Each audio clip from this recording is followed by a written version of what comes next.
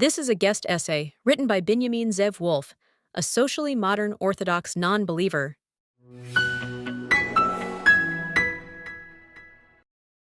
Most historians and biblical archaeologists agree that the Exodus story, as written in the Bible, didn't happen. There's simply no material evidence to support it. On top of that, miracles like the splitting of the sea or the Nile turning to blood don't exactly scream historical truth. So, what actually happened? The prevailing theory among historians is that the Jews were originally a tribe of Canaanites who lived in Canaan. Over time, they began worshiping one God, Yahweh, and forbade worship of other gods. This tribe took over the Canaanite region after the Bronze Age collapse. Maybe there was a historical core to the Exodus story, like a small group of Canaanite slaves escaping Egypt. Or perhaps the myth arose because Egypt once controlled Canaan, and the story reflects Egypt losing its grip during the Bronze Age collapse. The truth is, we don't know for sure. The origins of the myth are murky, and whether there's any historical core is impossible to say.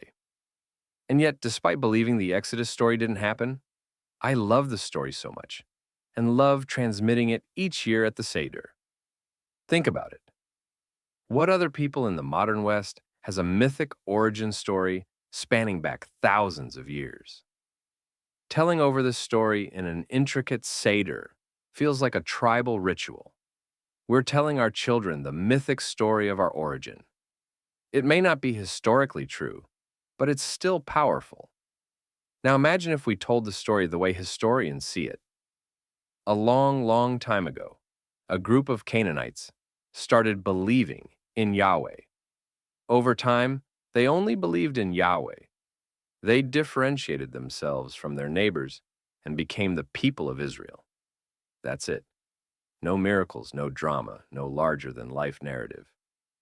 So boring. Maybe you'd have one Seder with that story, but it would never have survived more than a year. Who would want to repeat a story like this? Instead, we have this incredible story, packed with fantastical elements, like rivers turning to blood, sticks turning into snakes, God miraculously parting the Red Sea to allow the Israelites to cross on dry land, to escape the pursuing Egyptian army, and so forth. We have a story of slavery and hardship, transformed into freedom. We have a story of a newly freed people meeting God on a mountain and wandering the desert to their promised land. It's a story that has not only sustained the Jewish people through thousands of years of exile and oppression, but inspired others too. The Exodus story may not be historical, but it filled slaves under their masters with hope for their freedom. It inspired people to fight under oppressive regimes and governments. Look at America, for example. During the American Revolution, British rule was likened to Pharaoh by people like Thomas Paine and the then president of Yale University, Ezra Stiles. Two-thirds of George Washington's eulogies compared him to Moses.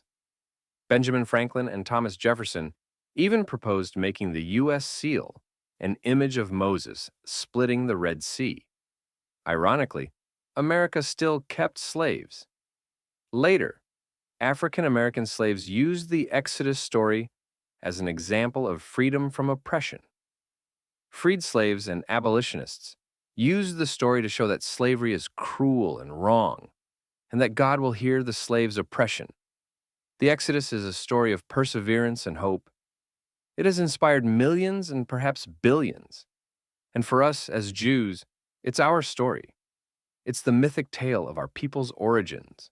Whether or not it's historically true, it's a powerful tale that we've carried and transmitted for thousands of years. It's incredible to be part of the people who invented this story and continue to transmit it year after year at the Seder. That's why I love Passover. It connects me to my ancestors, to my community, and to a story that has shaped not only Jewish identity, but the world.